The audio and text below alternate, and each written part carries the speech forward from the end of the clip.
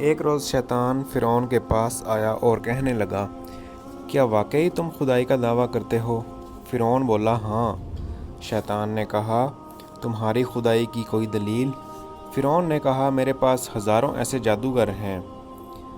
شیطان نے کہا، بلاؤ ان کو اور ان سے کہو کہ وہ اپنا جادو مجھے دکھائیں۔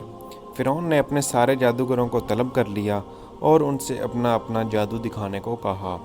چنانچہ جب ان سب نے اپنے اپنے جادو کا کرشمہ پیش کیا تو شیطان نے ایک پھونک ماری تو وہ سارے کا سارا جادو کافور ہو گیا۔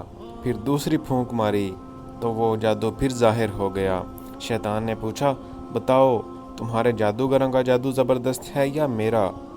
فرعون نے کہا کہ تمہارا۔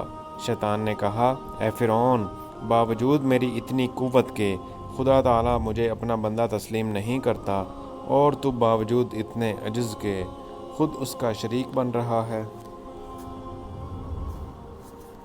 فرعون اپنے جادوگروں کے کرشمے پر خدا بن بیٹھا تھا۔